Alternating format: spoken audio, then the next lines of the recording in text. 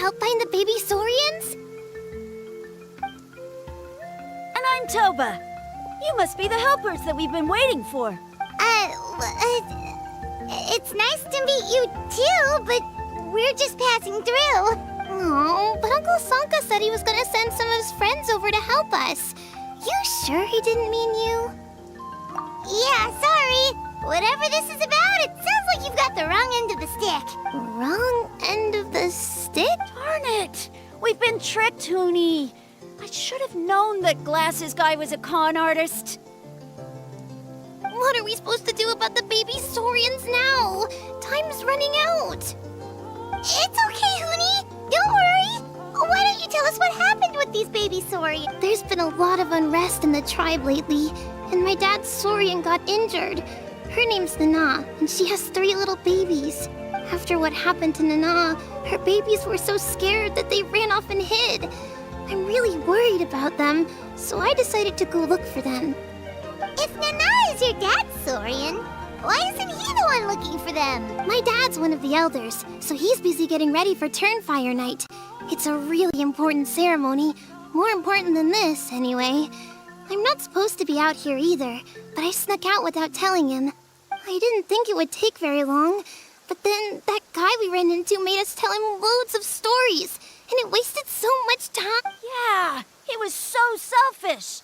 He doesn't have a heart. It's all right. Don't let him get to you. We're here now and we'll help you because we care a lot, don't we, Traveler? They should be. I already managed to find their tracks, and it seems like they're hiding on the cliff.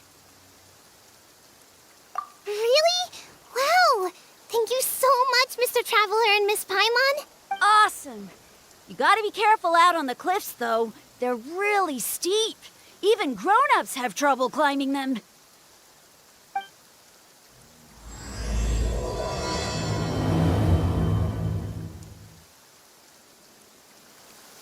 Huni said the baby Saurians are on the cliff, so let's find a way up.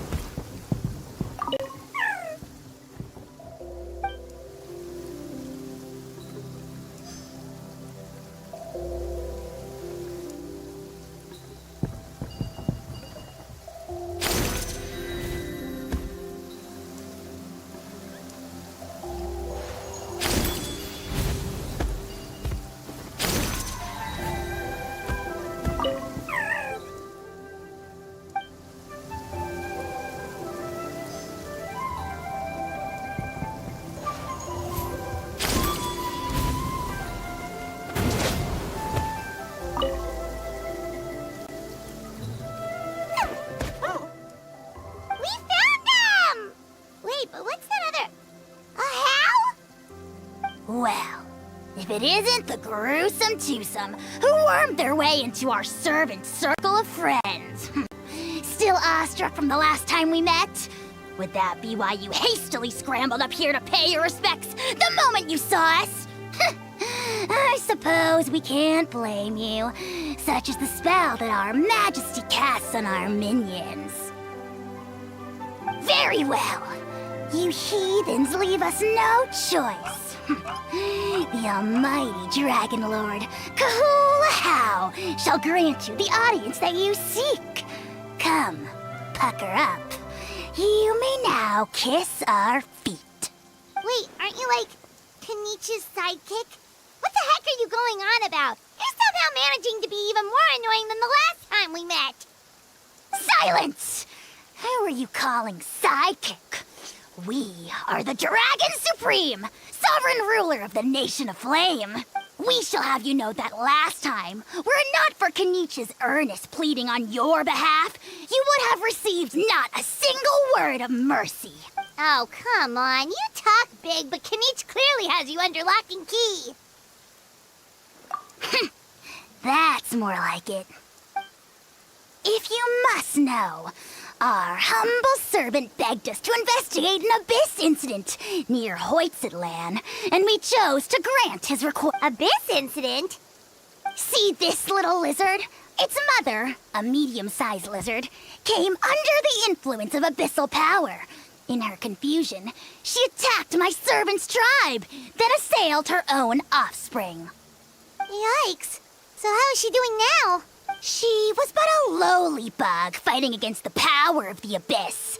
Naturally, she has departed for the Night Kingdom. Such a fragile creature. Apparently, she ended her struggle by leaping from a cliff. Leaping from a cliff?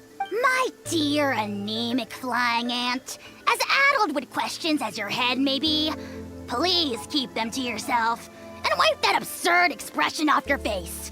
We are the almighty Dragon Lord Kahula, not a wish-granting fountain.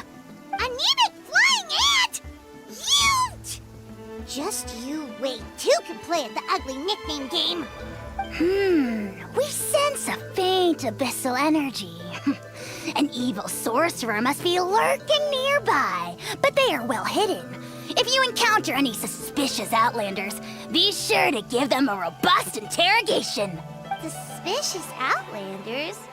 Wait, are you mocking us? Ha! How dare you cast aspersions on your ruler, heathen! You're just lucky that our servant has such vile taste in friends. Otherwise, we would beat you black and blue, and then purple, then black again! If you're not here to kiss my feet, then get out of my sight. Do not impede the work of the almighty Dragon Lord, Kahul. Potty mouth on that guy! I'm on his furious!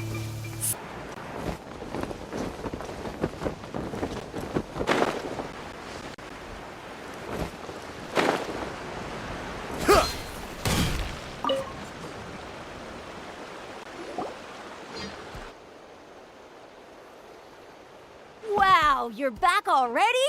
That was so fast. I'm so glad that the babies are all right. Thank you both so much.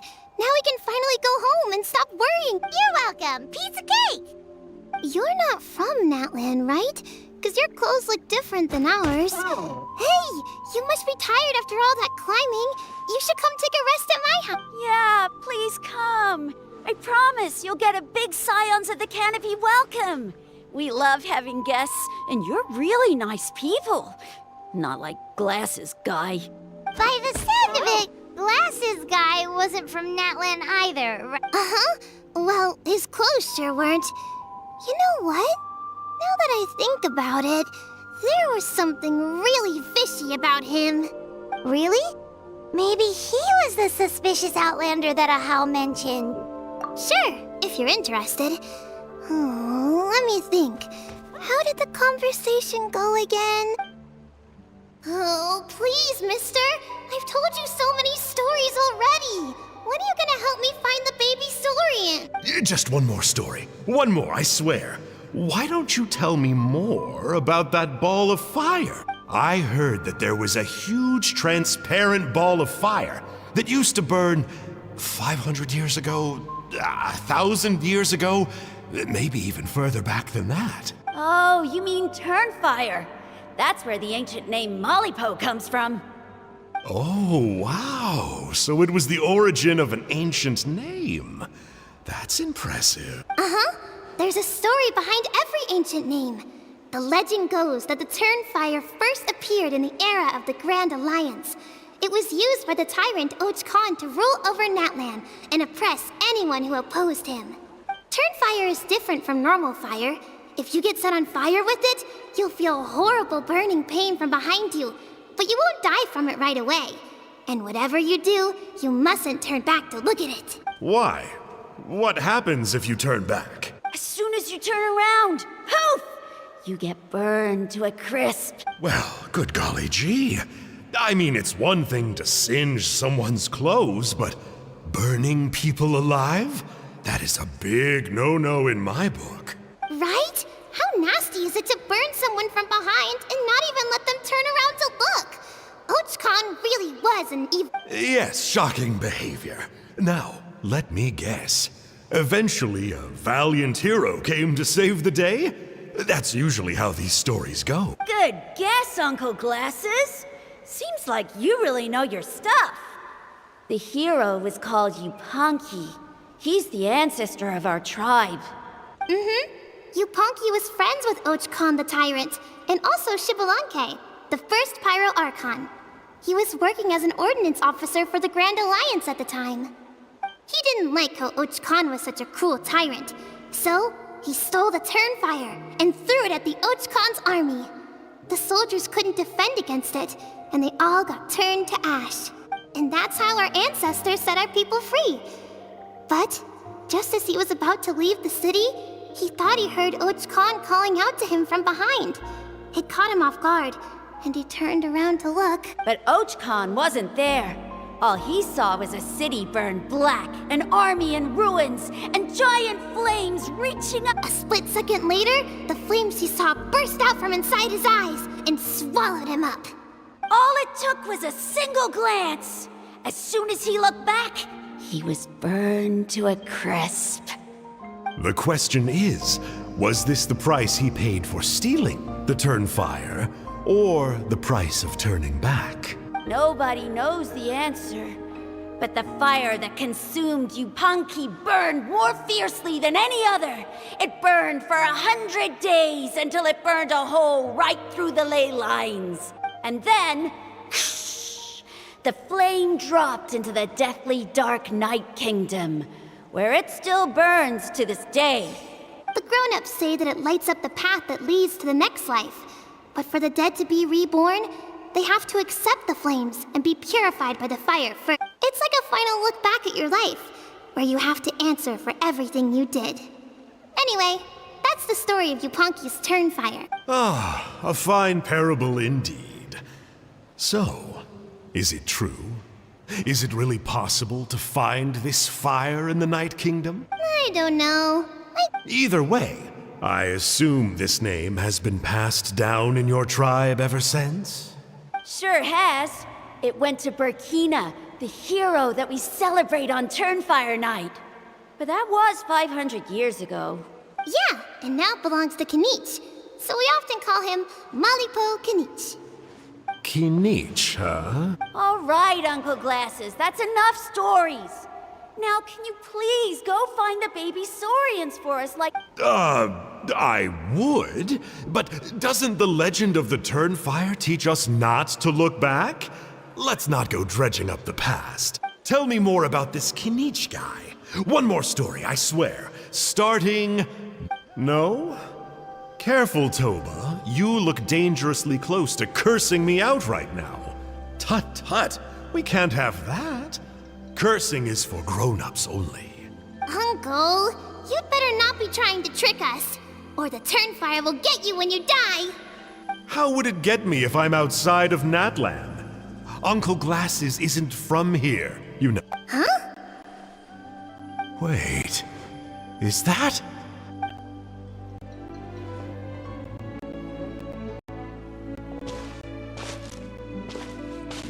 All right, kiddos. I'm a man of my word. Two of my friends are on their way here, and, Yeah, they'll help you out on my behalf. Work them like dogs, okay? That's what they're here for. Don't go easy on them just for my sake. Really? Well, first, can you tell us your name? We met at the foot of this cliff, so beneath the peaks, let's go with Sanka. Seriously? If you don't believe me, turn around and see for yourselves. Huh? Where? Oh, wait! Uncle Sanka, where did you go? Yeah, definitely a fishy character. It sounds like he was digging for info about the ancient name. Yeah, and not only that, but he betrayed us too. He'll pay for this. All he got out of us was some stories, though. What's the worst that could happen? Traveler, maybe we should go tell Kenichi about this. Ahau says he's investigating it, but he's a bit of a loose cannon. We probably shouldn't take him at his word. Huh? You know Kenichi?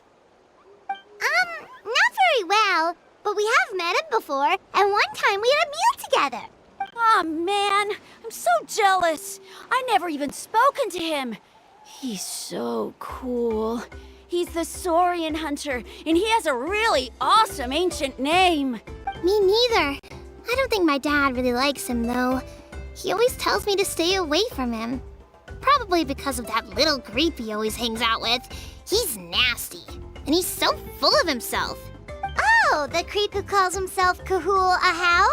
Yeah, we've had the pleasure of meeting him too. He sure loves pushing people's buttons. Exactly. I don't know why Kenichi partnered up with him. Why didn't he pick me instead? Uh-oh. Huni, look how late it is. We've been out way too long. We better get home now or we'll get yelled at. Oh, yikes. You're right. Okay, well, this path here leads to our settlement.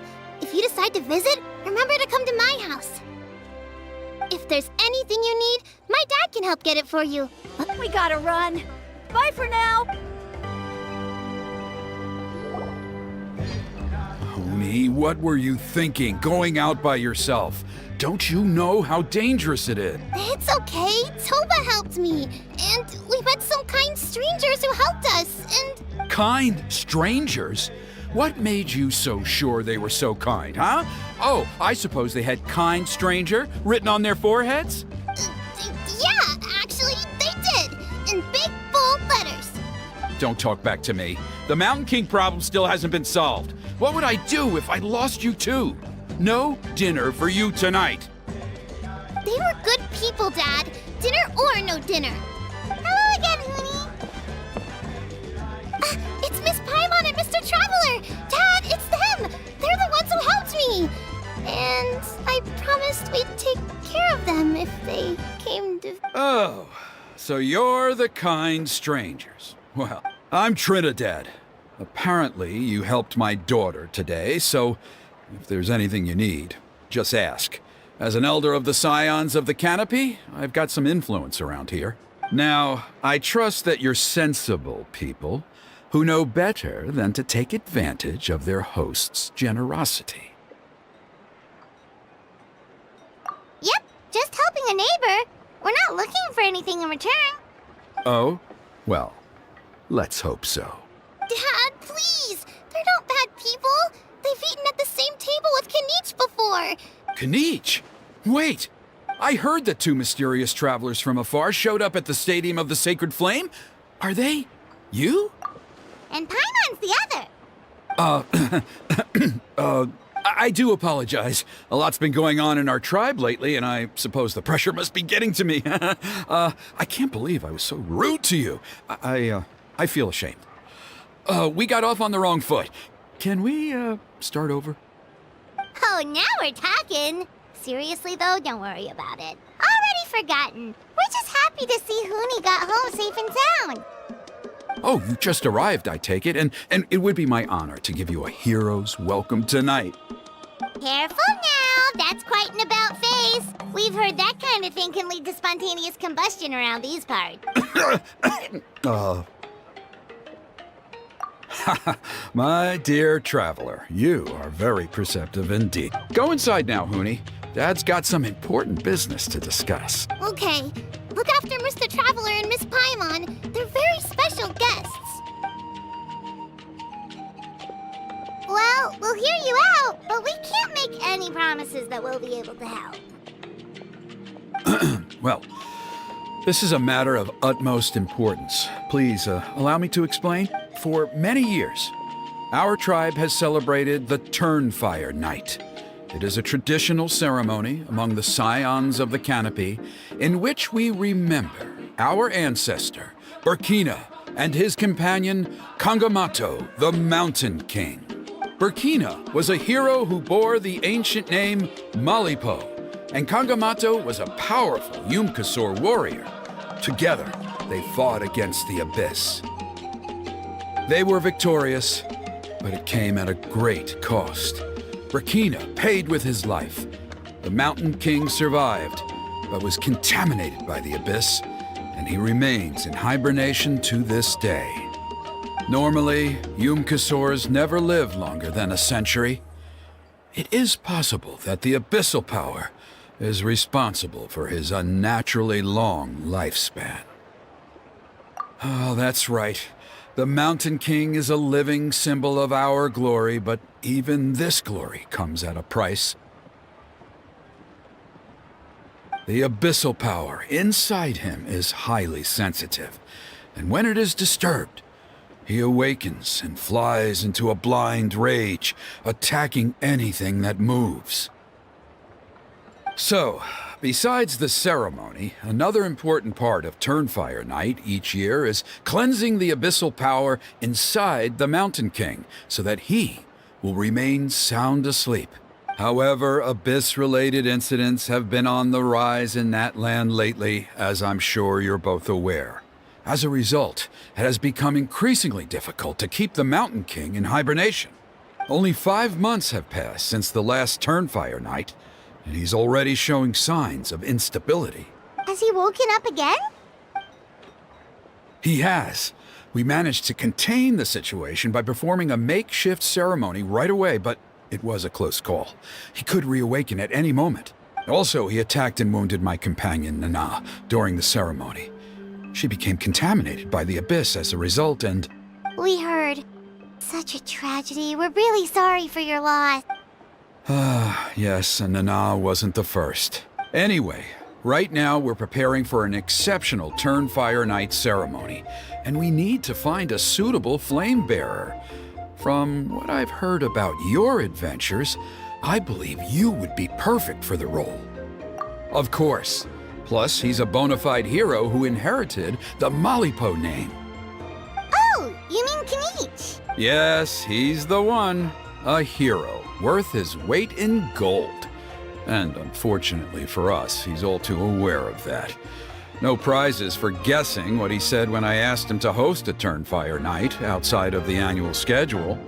An exceptional ceremony? Oh, I'll have to charge an exceptional price. I swear, no other concept exists in that boy's brain.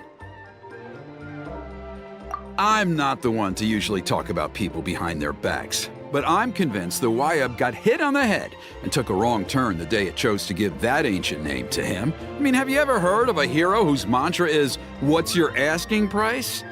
Oh, and don't get me started on that insufferable Ahau he hangs around with. Thinks he's God's gift to mankind. Pompous fool. Yeah, Paimon has to agree on that last part. Anyway, the fact is, the ceremony can just as easily be done without him as long as we can find someone else. And besides, you two seem like much better candidates. So, what do you think? Well, there's only a few days left before the ceremony. We can't afford to waste what little time we have on negotiating with him. Now, I much prefer if you would consider taking his place. Wonderful! I can't thank you enough. Huni was right about you. You have kindness in your hearts. Come with me to the other side of the mountain. I'll bring you up to speed on each step of the ceremony. As experienced warriors, I'm sure you'll pick it up in no time.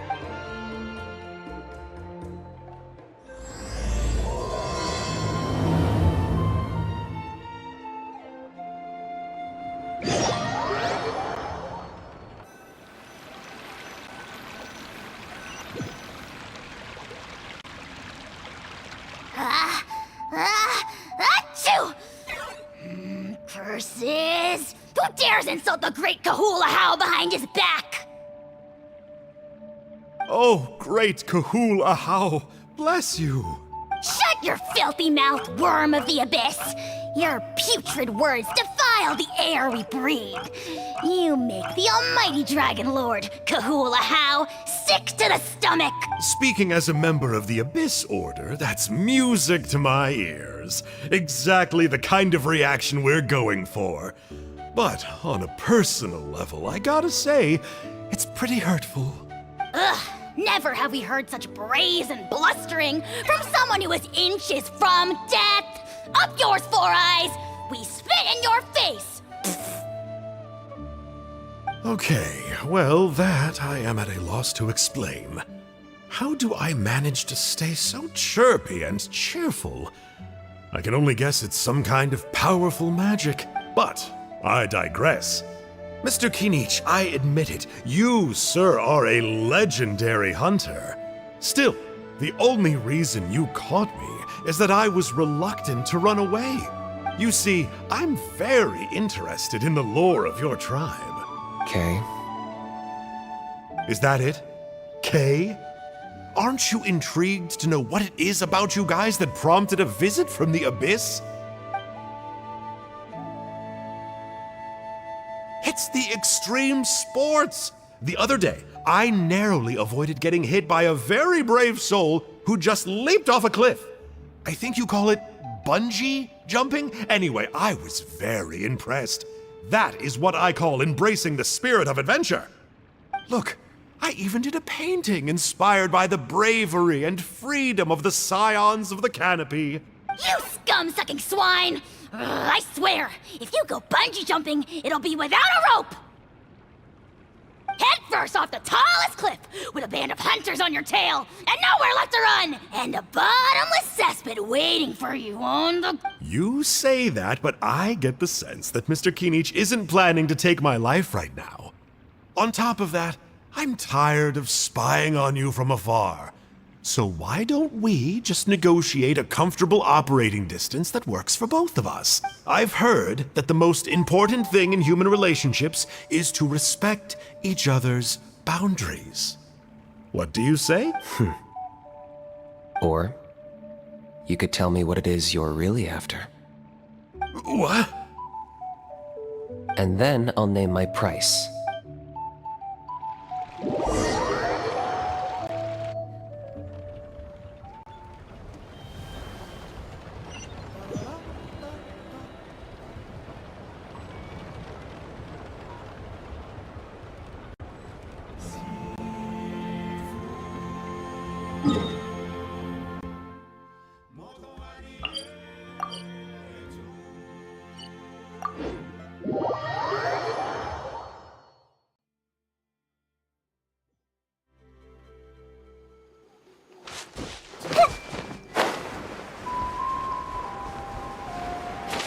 I see everything.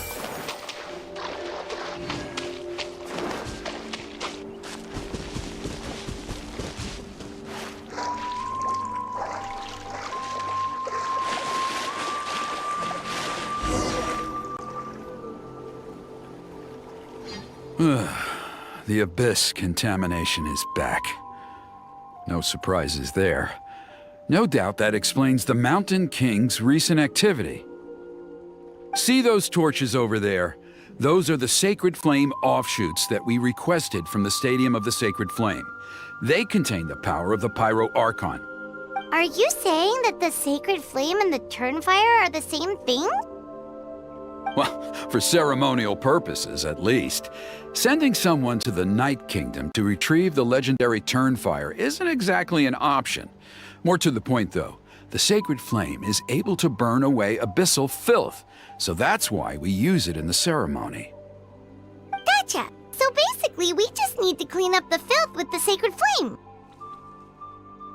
Well, that's one part of it, yes, but the complete ceremony is a bit more complicated than that. First, the flame bearer must collect a kindling of the sacred flame from the starting point, then use a grappling hook to fly up into the sky and light each of the sacred flame pillars. Then they must go down into the canyon, all the way into the cave where the Mountain King slumbers, lighting braziers and the final altar along the way. The most skilled flame bearers can accomplish all of this without touching the ground once. As much as I hate to admit it, Kanich is capable of this. Wow! He can do all that flying without ever falling to the ground? Well, of course Paimon can. It'd be much harder for you guys.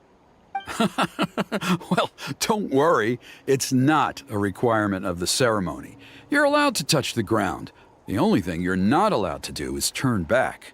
The flame bearer must always keep moving forward. You can't skip a pillar, then come back to it after lighting the next one. To do so would be to disrespect our ancestors. So, what actually happens if you do turn back? Surely the fires don't just go out. If you're not careful, you might get burned. What about today then? Does the same rule apply? Oh no, don't worry. Today is just a practice. The order doesn't matter. You just need to take the sacred flame, cleanse the filth, then go light all the braziers. Are you ready? I'll repeat all the key points again. Gather the kindling, cleanse the filth, and light all the braziers. I'll wait for...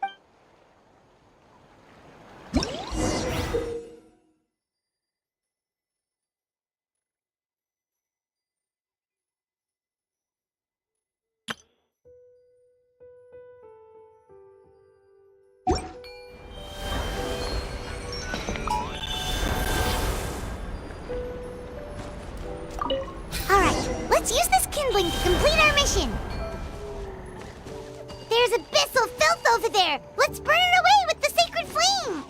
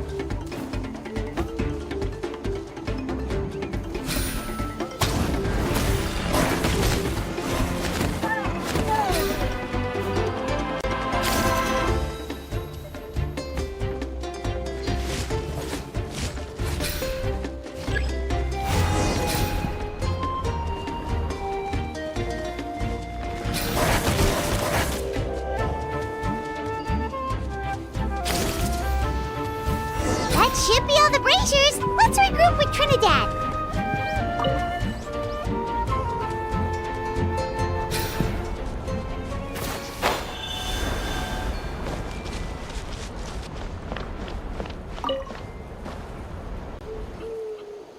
I knew I was right about you. You have outperformed all of the other previous candidates.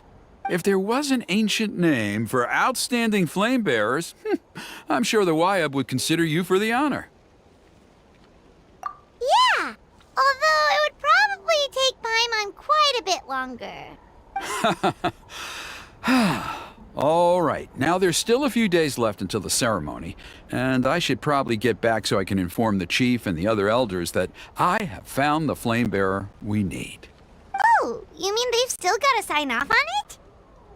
Some of them are still hoping we can come to an agreement with Kanich, but that's only because they haven't seen you in action. Still, I'm the one responsible for securing a flame bearer, and my recommendation is you.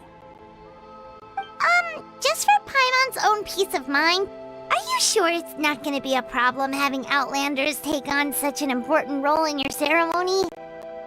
See that place over there? There was a time, long before the age of Burkina and the Mountain King, when we, Scions of the Canopy, called that our home. After a period of upheaval, our ancestors were forced to move away. Now, it has become a place where our youths go to develop courage and kindle a spirit of adventure. If we fail to keep the threat posed by the Mountain King at bay, it might not be long before we have to move again and find a new home. So, to answer your question, I think everyone will agree that you are the right choice. Fair enough. Desperate times call for desperate measures. I'll need you to drop by my place at some point before the ceremony, if that's all right. There are still a few final details that we need to discuss. Okay, see you later then. You have my gratitude.